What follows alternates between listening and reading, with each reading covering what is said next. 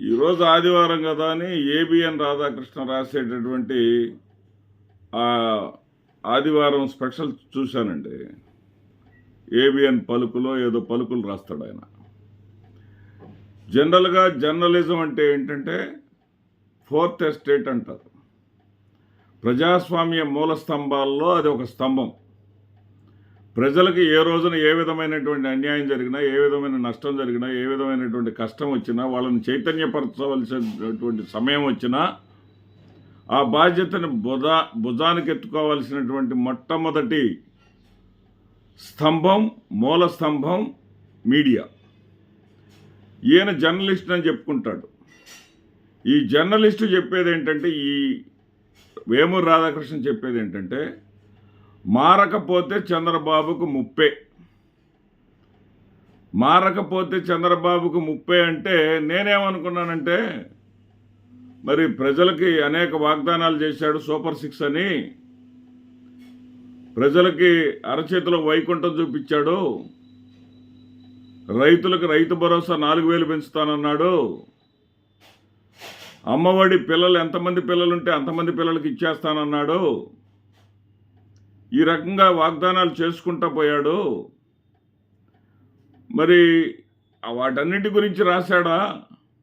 అవి ఇవ్వటం లేదు కాబట్టి చంద్రబాబు నాయుడు గారికి ముప్పేనా అని సలహా ఇస్తున్నాడా? ప్రజల పక్షాన ఇతను చంద్రబాబు నాయుడిని ప్రశ్నిస్తున్నాడా అనుకున్నానండి. తీరా లోపలికి వెళితే అది కాదు ఇక్కడ ఉంది. తన కోసం, తన సామాజిక వర్గం కోసం, తన సామాజిక వర్గం అధికారంలో కొనసాగటం కోసం ఏం చేయాలంటే అభివృద్ధి ఎజెండాను జపిస్తూనంట చంద్రబాబు నాయుడు గారు అభివృద్ధి ఎజెండాను జపిస్తున్నాడంట. అభివృద్ధి చేస్తాడనే కదా ప్రజలు ఓట్లేసిందే. అభివృద్ధి ఎజెండాను జపిస్తూ రాజకీయ ఎజెండాను పక్కన పెట్టాడంట. అంటే రాజకీయ ఎజెండా ఏంటి? ఇక్కడ జగన్మోహన్ రెడ్డి గారిని బంధించి సీసాలో పెట్టాలంట. జగన్మోహన్ రెడ్డి గారిని బంధించకపోతే, జగన్మోహన్ రెడ్డి గారిని మళ్ళీ జైలుకు పంపకపోతే రాష్ట్రానికే నష్టం అంట. రాష్ట్రానికి కాదు నష్టం, ఇక్కడ చంద్రబాబు నాయుడు గారికి నష్టం. చంద్రబాబు నాయుడు గారిని అడ్డం పెట్టుకొని కోట్లు దోచుకునేటటువంటి వేమూరు రాధాకృష్ణ లాంటి వాళ్ళకి నష్టం. అధికారంలోకి వచ్చి 6 నెలలు అయింది. ఇంతమటుకు జగన్మోహన్ రెడ్డి గారి కేసులపై అతిగతి లేదంట. జగన్మోహన్ రెడ్డి గారు 6 నెలల్లో బాగా పుంజుకున్నాడంట. జగన్మోహన్ రెడ్డి గారు బాగా రాజకీయం నేర్చుకున్నాడంట. జగన్మోహన్ రెడ్డి గారు బాగా బలపడేసరికి జగన్మోహన్ రెడ్డి గారిని చూసి ఆంధ్రప్రదేశ్ రాష్ట్రంలో పెట్టుబడులు పెట్టడానికి ఎవరు ముందుకు రావట్లేదంట. ఇంతకన్నా అన్యాయం ఉందా? ఇంతకన్నా దారుణం ఉందా? చంద్రబాబు నాయుడికి ఏదో ఆ పరిశ్రమలు తెస్తాను, ఈ పరిశ్రమలు తెస్తాను, అది చేస్తాను, ఇది చేస్తానని గాలి మాటలు చెప్పాడు. ఒక్క పరిశ్రమనైనా సరే జగన్మోహన్ రెడ్డి గారు తెచ్చిన వాటికి మళ్ళీ శంకుస్థాపనలు చేశాడు తప్ప, మళ్ళీ ప్రారంభోత్సవాలు చేశాడు తప్ప, ఒక్క పరిశ్రమ కూడా తేలేదు అని ప్రజలు ప్రశ్నించకుండా ఉండటం కోసం జగన్మోహన్ రెడ్డి గారిని చూసి పరిశ్రమలు రావట్లేదని చెప్పి చెప్తున్నాడండి. ఈయన ముప్పేనంటే ఏ విధంగా ముప్పు? ప్రజలు ఓట్లేస్తేనే కదా ప్రజాస్వామ్యాలు ఎవరైనా సరే అధికారంలోకి వచ్చేది. మరి ప్రజల దగ్గర విశ్వాసం, నమ్మకం కోల్పోతే నీకు ముప్పు జరిగిద్ది అని చెప్పాలి. ప్రజలకు ఇచ్చినటువంటి వాగ్దానాలు నెరవేర్చమని చెప్పాలా. ప్రజలకు ఇస్తానన్నటువంటి అమ్మఒడిని వేయమని చెప్పాలా. ప్రజలకు ఇస్తానన్నటువంటి ఏది 18 ఏళ్ళు నిండిన వాళ్ళకి, 19 ఏళ్ళు అడుగుపెట్టిన వాళ్ళకి, 59 సంవత్సరాల దాకా నెలకి 1,500 కాడికి ప్రతి మహిళకి ఇస్తానన్నావు. ఇవ్వకపోతే ఏ రోజైనా సరే ఆ మహిళలు తిరుగుబాటు చేస్తారు అని చెప్పేసి సలహా ఇవ్వాలా. లేకపోతే 2,60,000 మంది వాలంటీర్లను నిర్దాక్షిణ్యంగా తొలగించావు. మీరేం భయపడొద్దు, నేను వచ్చిన తర్వాత 5,000 కాదు 10,000 ఇస్తానన్నావు. వాళ్ళని రోడ్డు పాలు చేశావు. అదేమంటే ఆ మంత్రి చేత అసలు అది రాజ్యాంగంలోనే లేదు, ఆయన జగనే మీ పేర్లు రాయలేదు అని చెప్పేసి ఒక మాట చెప్పించావు అసెంబ్లీలో.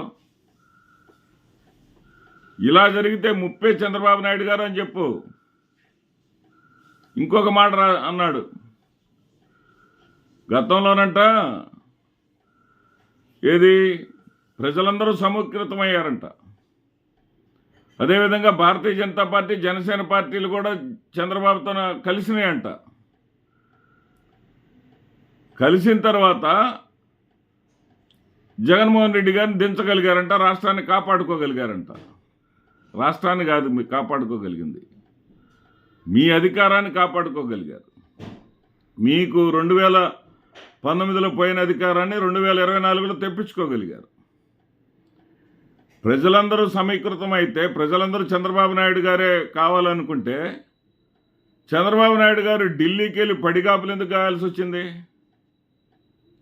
జగన్మోహన్ రెడ్డి గారిని బతిలాడి విసిగి వేసారి బీజేపీ వాళ్ళు మాకు మీతోటి పొత్తక్కర్లేదా అని ఆయన చెప్పిన తర్వాతే కదా మీరు పోయి ఆయనతో కలిసింది, మీరు పోయి బీజేపీతో కలిసింది. ప్రజలు సమీకృతమై అయ్యి ఉండి చంద్రబాబు నాయుడు గారు గెలిచే స్థితే కానీ చంద్రబాబు నాయుడుకుంటే చంద్రబాబు ఆయన పిచ్చోడా? ఆయన ఏమన్నా అమాయకుడా? భారతీయ జనతా పార్టీని జనసేనని కలుపుకోవడానికి ఆయన ఏమన్నా అమాయకుడా? ఎవరికి చెబుతావు నీతులు నువ్వు రాధాకృష్ణ? పార్టీలు సమీకృతమయ్యాయి. ఇక ఒకవైపున ప్రజల దగ్గర నుంచి వస్తూ ఉంది, అది ఎంతవరకు నిజమో తెలియదు కానీ ప్రజల నుంచి ఈవీఎంల వల్ల ఇది ఈవీఎం ప్రభుత్వం అని చెప్పేసి మేము ఓట్లేసామయ్యా, మేమందరం ఓట్లేసాం, మేమైతే జగనే ముఖ్యమంత్రి అనుకుంటున్నాం. మరి జగన్ ఎందుకు ఓడిపోయాడో మాకే అర్థం కావట్లేదు ప్రజలు అంటున్నారు. దానికి సమాధానం చెప్పబోయా ముందు. ఏమంటున్నావు నువ్వు? ఇలాగైతే మారకపోతే ముప్పే అంటే ఏం ముప్పు?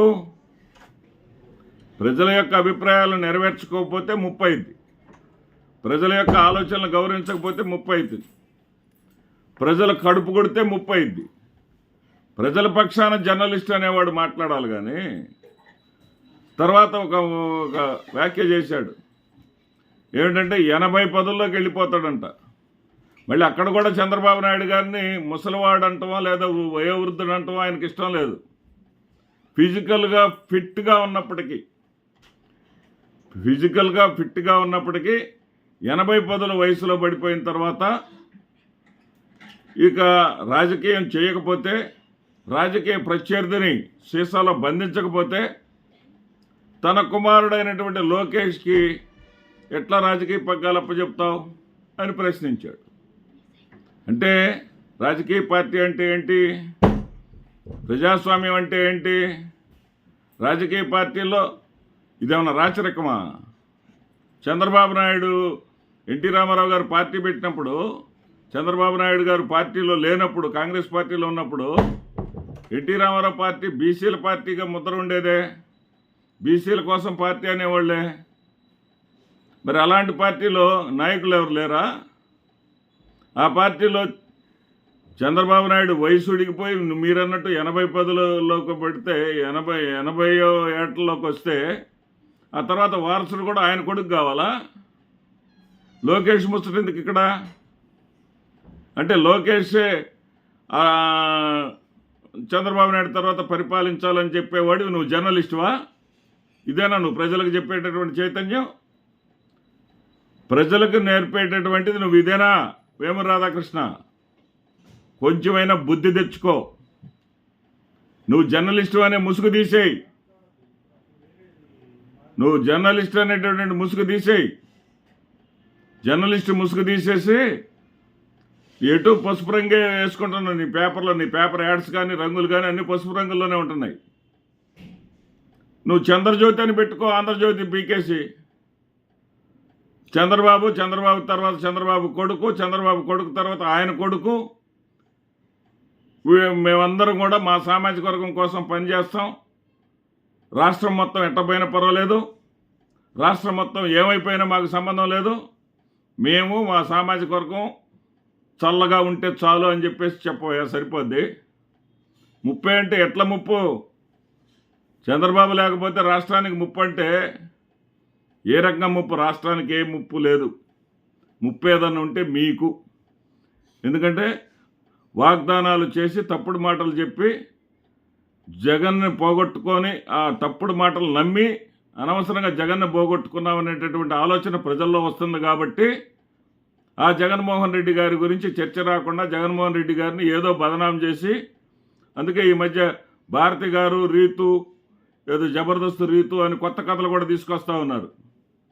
మీ ఇష్టం వచ్చినటువంటి కథలు తీసుకొచ్చి ప్రజలలో జగన్మోహన్ రెడ్డి గారి వ్యక్తిత్వ హననం చేసి ఎదుటివాడు చస్తే నేను బతకాలనేటటువంటి మీ యొక్క నీచమైనటువంటి ఆలోచనలు మానుకోండి. ముందు ప్రజలకు ఏమైతే మాట ఇచ్చారో ఆ ప్రజలకు ఇచ్చినటువంటి వాగ్దానాలు నెరవేర్చగలిగితే దాన్ని ప్రజాస్వామ్యంలో బాధ్యతలు నిర్వర్తించడం అంటారు. ఇట్లా ఒక కులం కోసము, ఒక వ్యక్తి కోసం, ఒక సమాజం కోసం భజన చేయటం, ఇది ఎక్కడ నీతి? రాధాకృష్ణ గారు పెద్ద పోజులు పెడతావు, నిజం మాది, మీరు ఆలోచించుకోండి, నిర్ణయం మీది అని చెప్తావు. ఇదే మీరు చెప్పేది? కొంచెమైనా జర్నలిస్టుగా నీ కలంలో కొంచెమైనా సరే జర్నలిజం అయినా ఇంకు ఉందో లేదో చూసుకో. కేవలం ఒక కులం కోసమో, ఒక మనిషి కోసమో, వ్యక్తి కోసమో, ఒక వర్గం కోసమో జీవించటం మానుకో. నమస్తే.